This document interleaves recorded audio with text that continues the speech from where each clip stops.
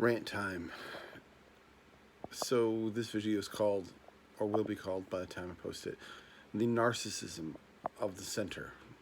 And I mean, it really applies mostly to centrist Democrats because I don't know that centrist Republicans really exist anymore, other than in the form of never Trumping and people who have sort of slowly moved to the Democratic Party in the hopes of pulling it right.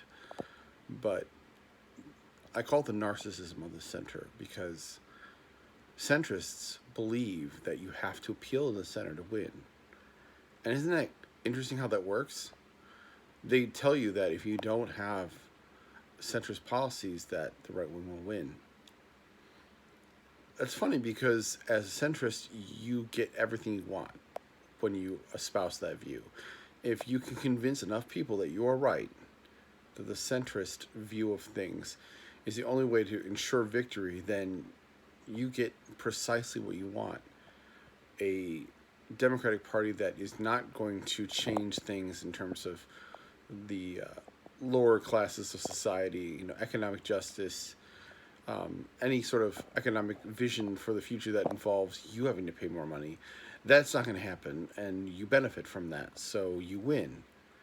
It's surprising to me that people don't point this out more, that the talking heads on places like, say, CNN and even MSNBC, the New York Times, and the Washington Post, they all report from their ivory towers about how the center is the key to victory. And isn't that funny how that is a self-fulfilling prophecy?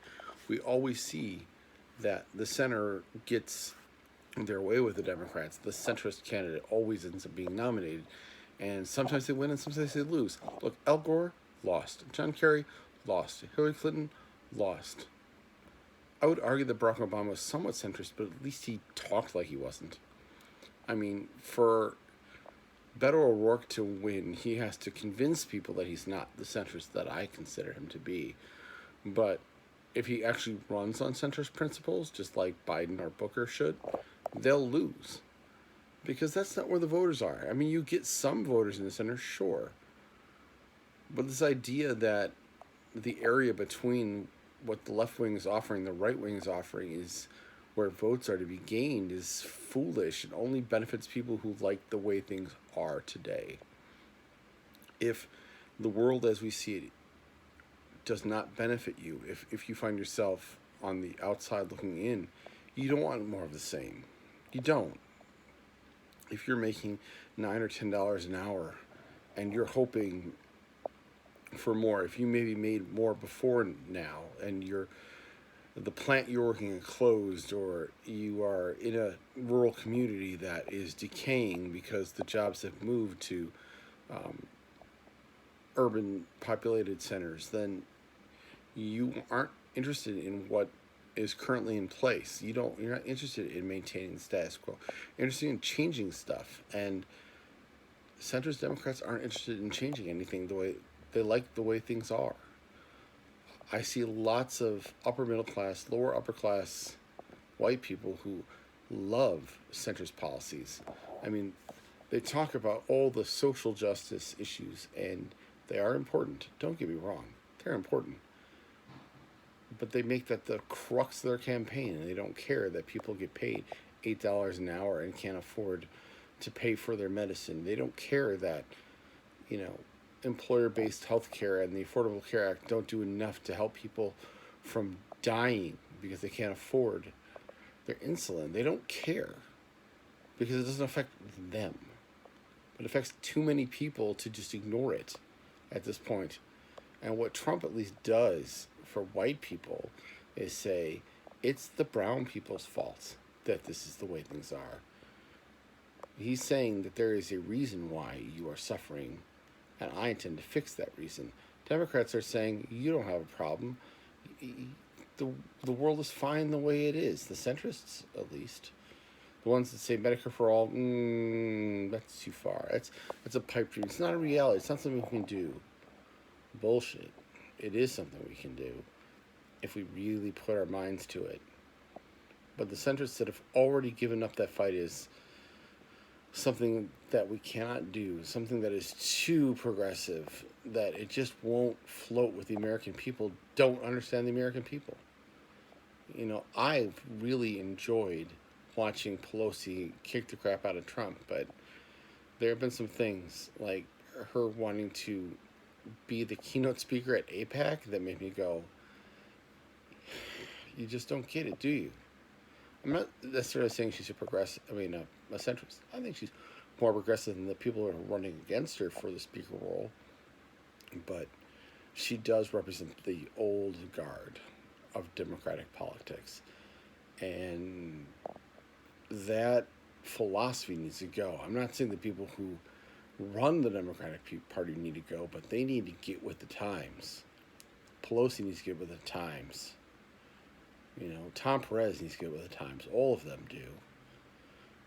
If we want to win, we've got to give people a reason to vote for us. Saying we don't like Trump and all the bullshit he's doing isn't enough. We have to give them a reason to vote for us specifically. And I'm not seeing centrists do that. All they're saying is, oh, the world is bad and Trump is the reason, and if we get rid of him, things will be better. It's somehow George W. Bush been able to run again and had won after Obama left office. Would the world look a lot different? The kids wouldn't be in cages. We just wouldn't know where they were. Right? Bottom line is that the vulgarity of the sentiments espoused by the White House would be gone, but the vulgarity of the actions would not be any different. So, as Democrats, what are we going to do? What is our plan? Saying that the world the way it is fine and we just need to go back to what it was like under Obama is a lie that we tell ourselves. It only benefits the wealthy. It only benefits the upper middle class or upper class white voter. It doesn't benefit the working class. And I don't even mean the white working class. It doesn't benefit any of the working class. Brown, black, white, none of it. We're not offering them anything other than things could be worse if you don't vote for us. That's not a reason to get up off your butt and go vote. You need to give people a reason to do it. And anyone who says you don't has never had to wait hours in line to vote.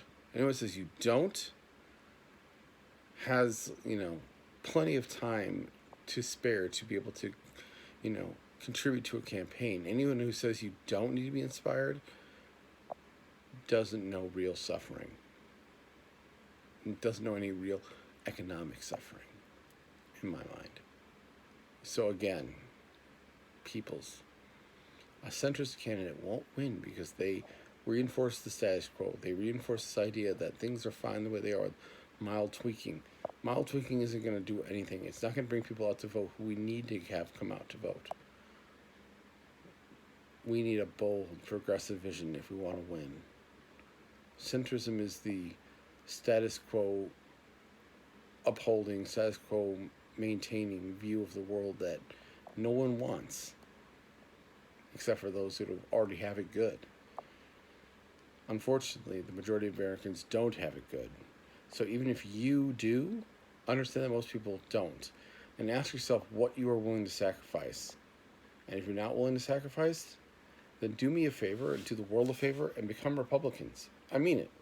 If you are a Democrat that doesn't believe in a $15 an hour minimum wage, if you're a Democrat that doesn't believe in Medicare for all, if you're a Democrat that doesn't believe in taxing the wealthy to create a better infrastructure that the average American can benefit from, then do me a favor, become a Republican, because at least there you can convince them to not be medieval about abortion. You can convince them not to be medieval about gay rights. You can convince them not to be medieval about immigration. You're not doing the world any good being a Democrat, but you could do the world a hell of a lot of good by being a Republican and convincing them to join us in the 21st century. You don't have a place at our table, and we don't want you here. go. Be with your people. Join the Republicans and make them a party that can at least be argued with, reasoned with. That's it. That's all I have to say.